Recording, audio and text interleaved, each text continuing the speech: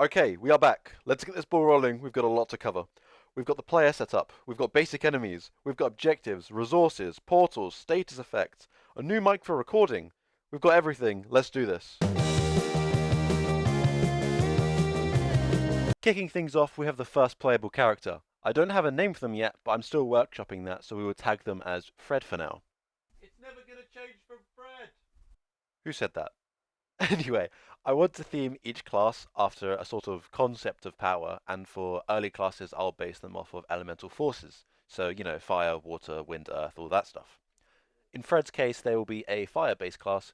So, Fred has 4 abilities, as all future classes will, to keep things simple and easy to understand when new players pick up the game. They'll have a primary fire, a secondary action, a utility action that will usually be some sort of movement or convenience ability, and an ultimate action that will be their strongest or most impactful move that will make them stand out from other classes. So let's put Fred on this conveniently placed white floor of Infinite void. There we go. Nice and quiet here, isn't it?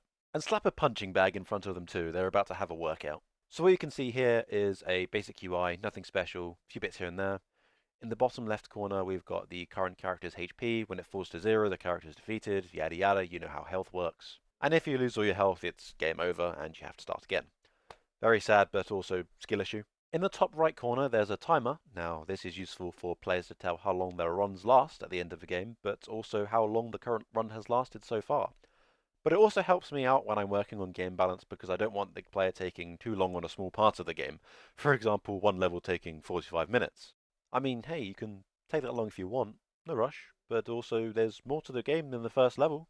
You can keep going if you want, little buddy.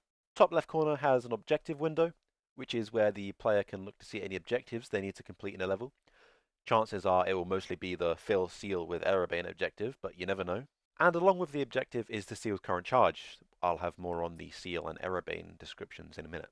Now, there's also a big orange and red circle next to the obviously esports ready crosshair, and this is where we begin talking about Fred's kit. Being an elemental being manifesting as fire, Fred has a unique resource called Soulfire they can use to activate some abilities in their kit. Soulfire drains when Soulfire related abilities are being casted and slowly regenerates when none are active. Using multiple Soulfire abilities will make it drain faster. Would you like me to say Soulfire a few more times? It's a tongue twister if you think about it. Go on, you try it. Say it a few times. Right, onto Fred's abilities. Fred's primary fire is called Spark. Fred casts forth a fireball that travels quickly and explodes on impact. Any enemy caught within the explosion not only takes splash damage, but is also inflicted with a burning status effect that deals extra damage over time. I spent a while making a robust status effect system that could accommodate other status effects, and not just a one and done burning effect. So to summarize, each enemy has a status effect controller component that can attach other status effects to the enemy when it's told to, and those status effects contain all the code for the effect they need to give. That's a lot of status effects. There's going to be a lot of tongue twisters this video, isn't there? My mouth will be in shambles in about 8 minutes. Oh yeah, we got some damage numbers appearing when the player deals damage to enemies too. It can be a little confusing to see how much damage you're doing right now, so I'm looking into finding cumulative damage numbers for damage that happens on the same frame/frames if necessary. Back to Fred. Fred's secondary ability is called Torch. Fred deploys 2 cone-shaped fire spells in front of him that deal constant high damage to enemies within their area of effect. It can stay casted as long as Fred has enough soulfire charges to use. Fred's utility move is a move called Blaze, where they burn hotter to move faster around the terrain they're in.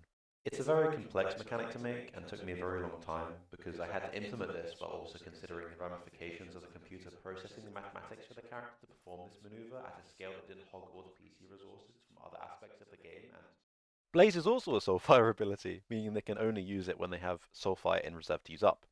It's just good to have a means of escaping enemies if you're overwhelmed by large volumes of them. Not that there's any here in this. Infinite void.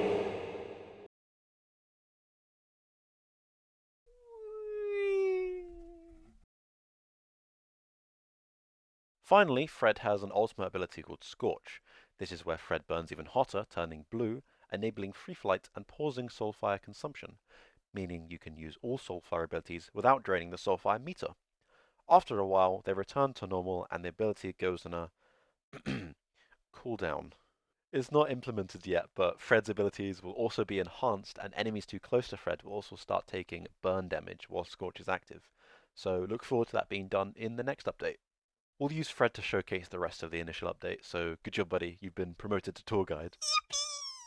Next up is a quick one. The enemies I had before have been scaled back a bit in the sense that there's only one enemy for now. I wanted to have a period of making good enemy designs in the future, but I needed some base enemies to design gameplay around at the same time. So while in my formal video I had Flawns and Otsos, now we just have Flawns, which are these coney guys, and they only have one projectile attack instead of three for simplicity's sake. Call them mini Flawns if you'd like. It's not gonna change from mini Flawns! Okay, get out of my room. What are you doing here? Okay, wake up time. Enemies covered. Let's shift into objectives. Project Tome's main goal is for the player to collect drops from enemies to charge the goal in each level, and be teleported to the next stage. We're going to call this material Erebane, and will be important to the lore of the game in the future.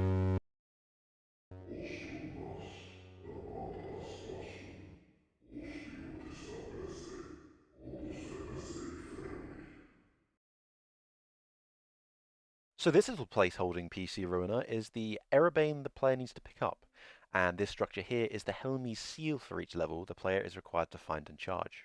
Defeating enemies in the level will have a chance of rewarding you with Erebane, so players will need to defeat multiple enemies to be able to continue to further levels instead of running around and jumping straight into the seal.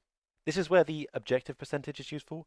Standing inside the seal will drain the player of collected Erebane and purify it into a material called Nixia, which is used to power the seal and transport the player to the next level. It's essentially a big portal you power up with enemy corpses. Yeah. The meter shows how much the seal has gathered from you destroying enemies. However, you can also look at the visual cue in the middle of the seal as it expands to its borders as well. This model is just a placeholder asset I found in Unreal Engine starter content, but I will make something for the portal at a later date.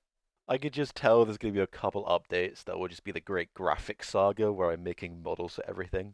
And it'll be such a tonal shift from what I'm doing right now. It's going to be fun, isn't it? And that's about it for update 0.0.2, as I'm calling it. I currently have some private playtests running right now regarding the current state of the game with an example level and map. So when that's over, I will be able to look at the feedback for possible changes and the general direction for 0.0.3. But feel free to put what you think in the comments below. I am hoping this didn't take too long to edit because I want to have a new update for this game every 6 weeks on average to make sure I stay relevant and not forgotten by you guys. Some updates may be shorter and only have a month between videos, and some may take a couple months, but I'm hoping no longer than that because this is something I'm quite excited about, and I hope you guys are too. Alright, Devlog 1 over. See you guys in Devlog 2, which, by the way, should hopefully include another character and a more diverse enemy pool, according to my notes. Okay, bye.